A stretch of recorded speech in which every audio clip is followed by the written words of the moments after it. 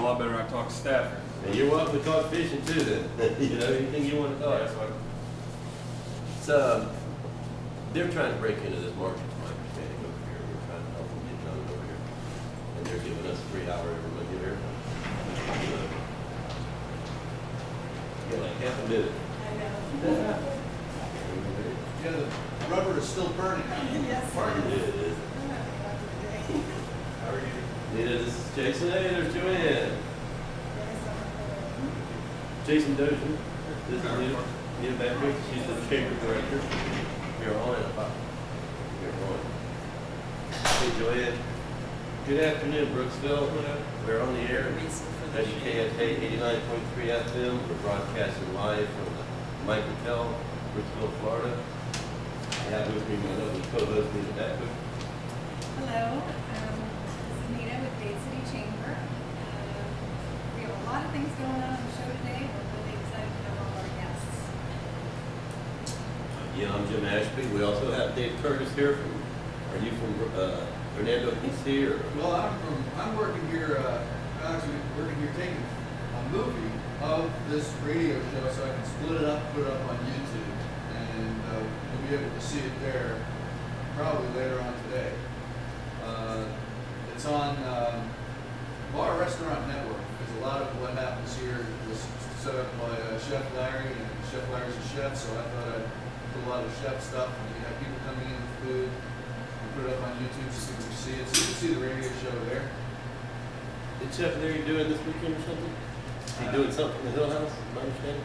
Is he? I thought he was. I spoke with him last week. I could have sworn he said they were doing something in the Hill House this weekend. It might be. And then he wanted to be in on this show next Monday, I do believe. Joanne, welcome. Good morning, or I guess it's afternoon now. Yes.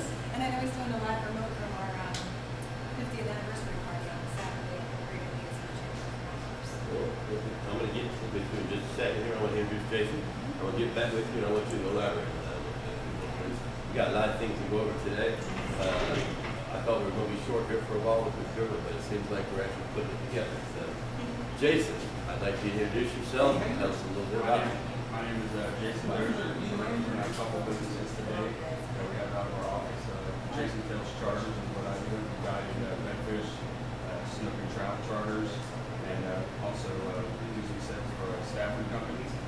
And there's also a photography studio out of our office. And we do those two activities. So she specializes in outdoor photography or portrait. That's kind of what I do. Cool. Where do you do your charter fishing out of? Anywhere from Antwerp to Coconut Pass, mostly in the Tampa Bay area. Tampa Bay area. Going down towards Grand area, late summer, the fishing starts picking up, starts getting really hot. So we start going down south. Did you bring any cards or brochures or anything with you, or did everybody can get with you on that? Because we just did our radio watch at the Rotary, and one of the judges here in the county was bidding on every fishing package that came up. Poor guy, I love him to death, but I felt so bad because right at the last minute he'd lose it by $5, you know. It was $5 increments, and you watch the board all of a sudden his name would disappear, you know, and then the business closed, you know. So yeah, maybe I can get him with you. Yeah, I can get a card for you. Yeah, I told him if I ever plan a fishing trip, I'll be sure to invite him. I was feeling so bad for him, you know. But hey Joanne, what kind of animal do we have here today? A little cute puppy. Yep, today we have Caitlin, and I don't know if you remember last week we had McGee. Yes. Well, Caitlin is McGee's sister, and she is one of, we had an original litter of 7 puppies that we rescued. They all had Carpo, which is a very vicious, deadly disease for dogs, and we isolated the puppies and we treated them. And we were able to save 6 of the 7. We unfortunately lost 1, but we saved 6 of the 7 puppies.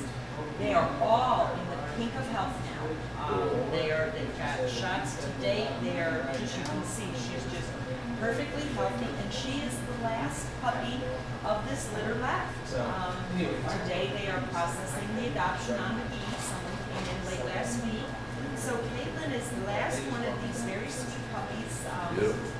Oh, and she's very calm, but yet she will be playful. And I had to drop a banner off at Hernando County Tourist Development on the way here, and Miss Carol from Hernando County Tourist Development is on the phone with her husband as we speak. Is she really? She absolutely went berserk when she saw this little puppy. But again, you know, everybody does when they see a puppy. Yeah. Now will be the time, and this is what we ask, that families really talk about the total commitment to taking on a new pet. It isn't just, oh, it's so cute, you know, now, okay, can we afford the veterinary care? Can we afford the upkeep? Do we have the time to train a puppy properly? So these are things now that we want family members to talk about to make sure that this is a commitment that's truly going to be a labor of love and not something that's just going to add more stress to their lives, which then rolls off onto the animal. So she's checking, but until we have someone who comes in and completes the process, little Miss Caitlin is available. She's 9 weeks old. Beautiful. Yeah, she's sweet. What is that process like? Well, what we ask is, of course, when people come in to see an animal, if they're interested, we have a meet and greet. We like them to spend time with the animal, that we see the animal takes to them. Animals are like people. You can have a dog who likes everybody, and all of a sudden there's somebody they start growling at and carrying on. So we want to make sure it's a good match. We talk about their lifestyle. You know, are they home? Are there children in the house?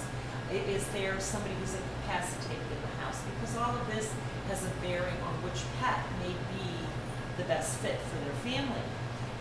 Once they have settled on a pet and everyone feels it's a good match, they fill out the paperwork, and it's a 24-hour waiting process. One, we check with the county to make sure that there have never been any criminal charges in regard to abuse, domestic abuse, pet abandonment, anything like that. So we check on that. We also want people to go home and sleep on it overnight, especially when they see a puppy or a kitten. Who doesn't see a puppy or a kitten and go, oh, I want it. I do it every time I see one.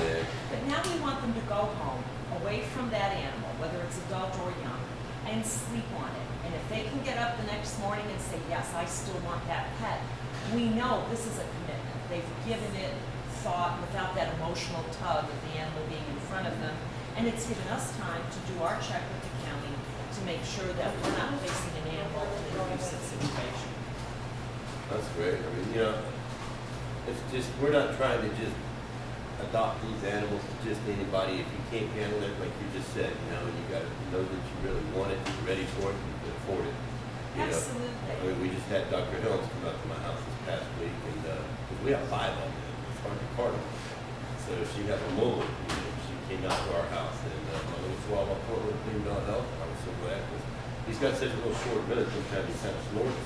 Yeah. And I was thinking he had a breathing problem or something, but if No, he's just got stubby nose. He's a little African, that's the way he breathes. He gets excited, you know. I've got a little You pug know. mix, and it's the same thing because of they don't have that snap like others do. But there is a fine line that we always try to walk. We don't want to make it so difficult to adopt an animal that people get discouraged, because the goal is to